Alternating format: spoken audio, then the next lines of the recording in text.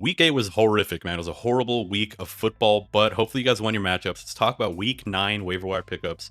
There's some big names, some big injuries, big changes for some teams, man. Let's get into this video. Let's fire it up with some running backs first, man. Some big stuff happened. Obviously, Cam Skattebo, probably season-ending injury. Tyrone Tracy is the #1 pickup by far, easily.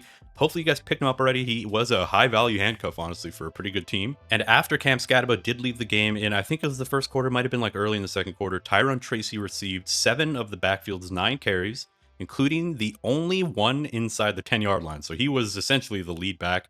Devin Singletary did catch like a third down, like kind of a wheel route type of thing, I believe. It was like a 20-yard gain. So I think Devin Singletary is going to be used. I wouldn't say to pick him up, but I think Tyrone Tracy just steps back into this workhorse role he used to have. This is a tweet from JJ Zachariason. Tyrone Tracy saw most of the backfield snaps post Cam Skattebo injury. PFF also gave him 17 routes run versus Devin Singletary's 4. So he was actually running routes. So he was like the third down back. Singletary was essentially just a change of pace back. He's probably my priority pickup. I mean, if you're down bad at running back, the next guy is also someone you can make the case for as well. And when it comes to FAAB, whether how much money you want to spend on FAAB, join the Discord. The link is going to be down below. I'm going to just put a report in there. It's just going to list all the guys in order, how much FAAB I would personally spend. It might not be that helpful because your league might be different. People might spend a lot. They might spend way less. So it's just a little point of reference to help you guys out. Tyjae Spears is #2. I was debating whether to put him #1 because we've seen just an elevating workload. He played 4 more snaps than Tony Pollard against the Colts. I know they're in a losing game script, so that could be why, right? If the Titans were winning, which I don't know if that's going to happen probably ever, that makes Tyjae Spears a pretty interesting pickup, man. He's outsnapped Tony Pollard in 2 of the last 3 games. Remember, he came back from injury in week 5. A little bit of a ramp up in week 5. He didn't really get a lot of work. And then week 6, we saw the 59% of snaps. And then week 7, 43. In week 8, dude, 9 for 59 and a touchdown, 3 for 23. He looked explosive. He looked like he had more juice than Tony Pollard. We kind of saw this the past couple weeks. Like, he just looked like he had a lot more juice. Now, moving forward, they play the Chargers, which is a tough matchup for wide receivers, not that bad for running backs. Then a bye week, tough matchup against Houston, Seattle, Jacksonville. So there's some tough matchups, which I think could probably benefit Tyjae Spears. I don't know. That's just what I feel. Maybe you guys disagree or agree. Let me know down below. Isaiah Davis is up next, man. So Isaiah Davis is somebody that back on Friday, I was saying you guys got to pick him up. He was a dedicated stash player for me. He ends up getting a season high 28% of the running back rush share, season high 16.7% of the target share as well. So he gets 5 targets, man. 5 for 44 in the air, 7 for 65 on the ground, 15 fantasy points, man. This is a dude who is legitimately startable in good matchups, right? I will say Cincinnati was winning this game most of the time. So Isaiah Davis, who it looks like they're trying to turn him into like the third down back, he saw a lot of the field, man. Breece Hall had a massive game. Don't get me wrong. He had, was it 3 touchdowns or 2? I know he had like 30 fantasy points. I think he might have had 3 touchdowns. Now, the reason Isaiah Davis is a really good pickup, man, is because we know the trade speculation with Breece Hall. Now, after a game that Breece Hall just had, after they won their first game, Justin Fields was the quarterback. Breece Hall was looking good. They didn't have a wide receiver. Garrett Wilson wasn't even in this game. There's a chance that they end up just keeping Breece Hall. I don't know. This could be them shopping him. It could be a situation where they wanted to put him on display so that they can up his value. Maybe they can get a little bit more value in return. I still think there's a chance they sell him. I mean, they're 1-6, so it's not like there's really a chance for them to make the playoffs. I know it was a big win against let's be honest, Cincinnati's not really a good team. Out of the bye, tough matchups. He's not somebody that I want to pick up and really rely on. Cleveland, New England, but then you got Baltimore, a pretty good one there, Atlanta, Miami, Jacksonville. So it's basically like a 2-star, 2 out of 5 star strength of schedule moving forward. There's some tough ones out of the bye, but nevertheless, man, if he's going to be like a workhorse running back, if they move Breece Hall, or maybe he just ends up being like a 40-60 type of player, he's somebody that can probably help us as like a desperation flex player, right? Samaje Perine up next. I'm somebody who's been big on Chase Brown. I've been saying to go trade for Chase Brown. I am definitely vindicated in my Chase Brown love after this game. It's a really good matchup. I'm not trying to victory lap or anything, but Samaje Perine, a very annoying player if you're a Chase Brown owner, because Chase Brown could have had himself like a 35-point fantasy day if Samaje Perine didn't exist. 9 for 94 and a touchdown. He busts off like a 50-yard touchdown or like a 32-yard touchdown late in the game in the third quarter. So that kind of like pads his stats. Obviously, he would have only been 8 for 60 and no touchdown. Still pretty good. Still a decent clip. The thing is, Samaje Perine is actually pretty good. Like, it's crazy that at his age, he's always been like a serviceable receiving back. He's pretty good, man. He's a smart veteran running back. He knows how to hit holes. I think him and Brown are a really good 1-2 punch. And if Brown were to go down, I think Samaje Perine just ends up being the full-time starter. I don't know if Taj Brooks is ever going to see the field now. Emanuel Wilson, very similar to Samaje Perine, goes 11 for 61 on the ground, 3 for 26. Now, Josh Jacobs has been kind of banged up, so this could be why Emanuel Wilson's getting more work. But to be honest, throughout the season, he's kind of had like an increasing workload. 8 for 44 in week 4, and then after the bye, doesn't really do much. But then in week 7, 6 for 17. That was the game where Josh Jacobs was like actually banged up, might not have played.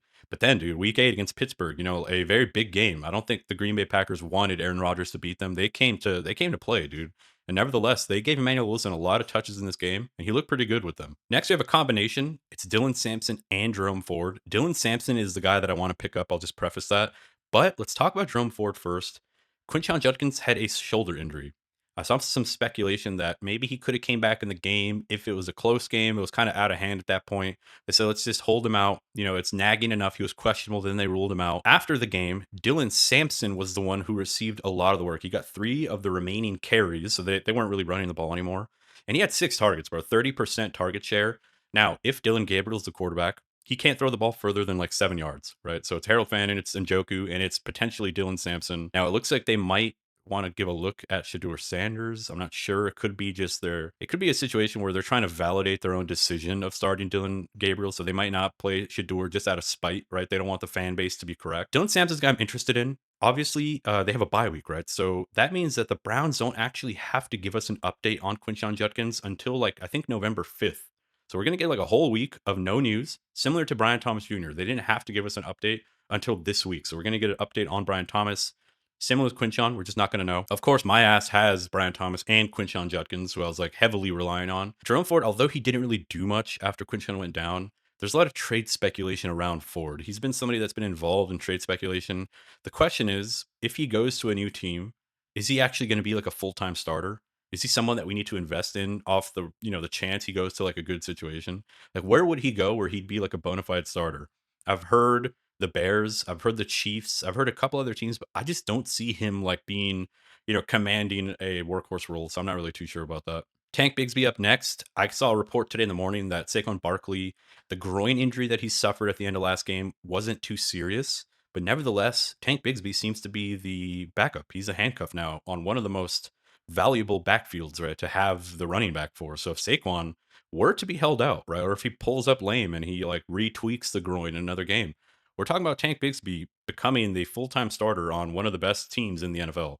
And he went 9 for 104, dude. He was just gashing the Giants left and right. They're playing from ahead. And he's always been a very serviceable, good running back. Somebody that I was personally investing a lot in the offseason, thinking that there might be a 1A, 1B situation with the Jaguars. But look, man, they traded for Tank. Why the fuck did they do it? I don't understand it. They haven't really used him. He's been a kick returner this whole time, and not really a good one at that, right? I don't know. It just didn't make sense to me. So it seems like he's going to be the handcuff, which makes him a pretty valuable pickup. Everybody's favorite sleeper before the season.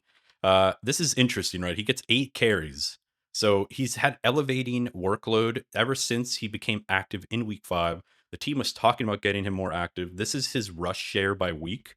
20%, 18.8, 26.9, then 33.3%. Javonte Williams is still going to be the lead back. I'm not saying Jaydon's going to take his job, but we need to chase this stuff, right? We need to chase the increasing workload, the increasing volume. And if Javonte were to go down, it's a very valuable backfield, right? They have a pretty decent schedule moving forward. They get Arizona next week. That's okay, right? They get the bye week. Maybe after the bye week, they decide to give Jaydon even more work to see, maybe he can bring some juice to this backfield. Pretty decent little playoff schedule. He can end up being pretty valuable if something were to happen to Javonte. So in the realm of handcuffs, he's definitely somebody that I want to look at. All right, guys, wide receivers next. Troy Franklin is at the top of this list. He's only 33% rostered. Hopefully you guys are picking him up.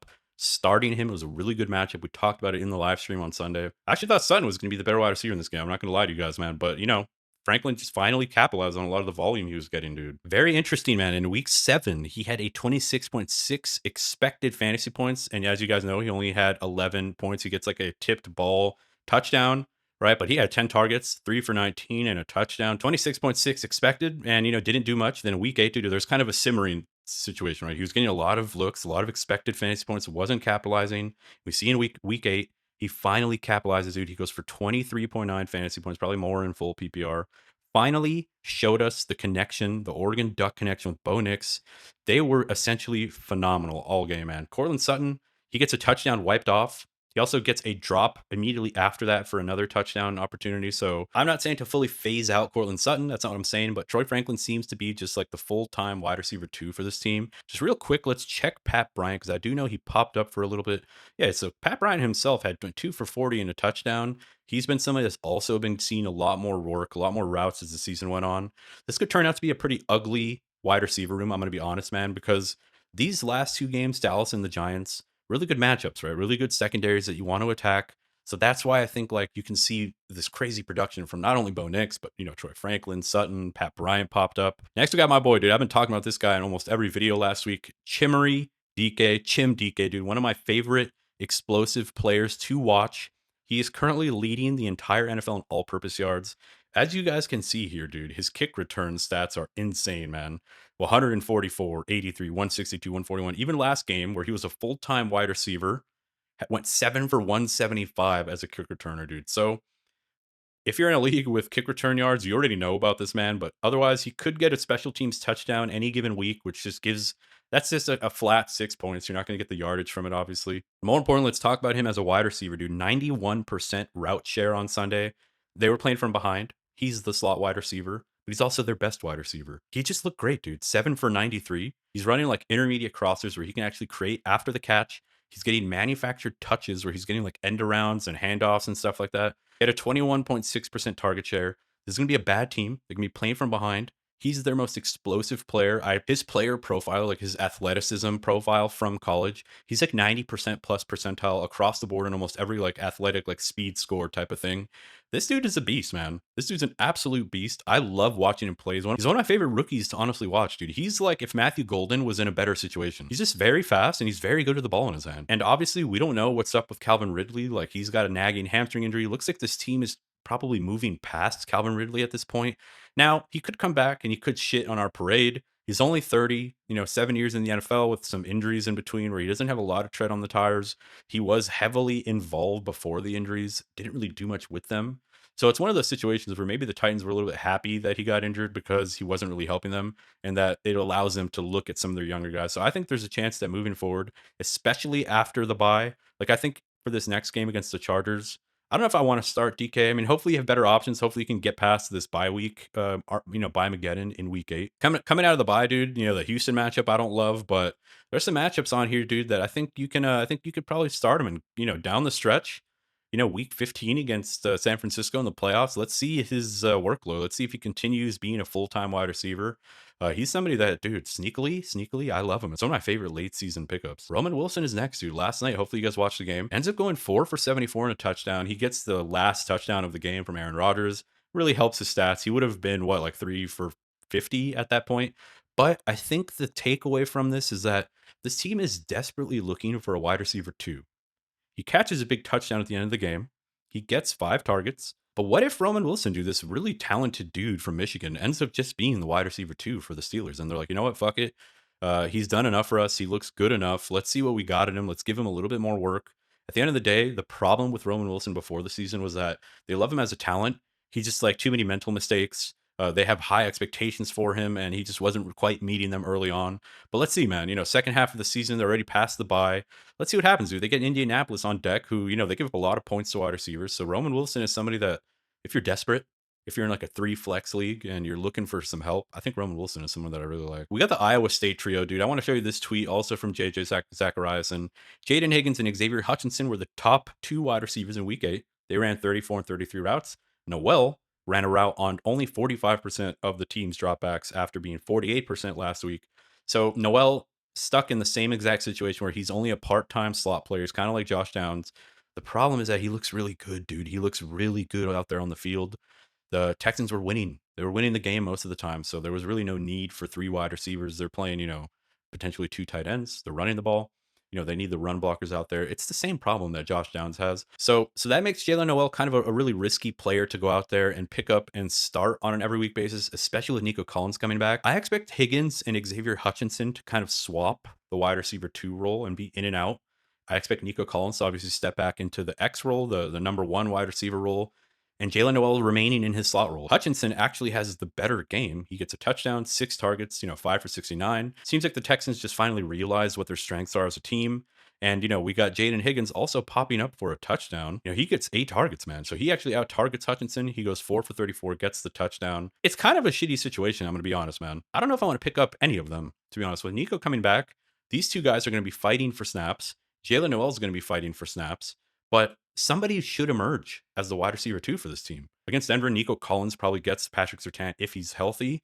And somebody else has to eat, dude. It's just, do you want to play that roulette of trying to figure out who to start? Maybe it's Jaylen Noel against the Broncos, right? Maybe because they're going to be playing from behind potentially. Maybe they're going to have their slot guy out there in a zone coverage scheme. Next, we got Christian Watson. Again, dude, on Friday, I talked about him. I said, guys, pick up Christian Watson. He's going to be active. And I said on Friday that the Green Bay Packers seem like they want to piss off Matthew Golden owners. And what they're probably going to do is that when Watson comes back in his first game, they're going to give him like 8 targets. He's going to go 8 for 100 and a touchdown or something. I was kind of being facetious. So I was exaggerating.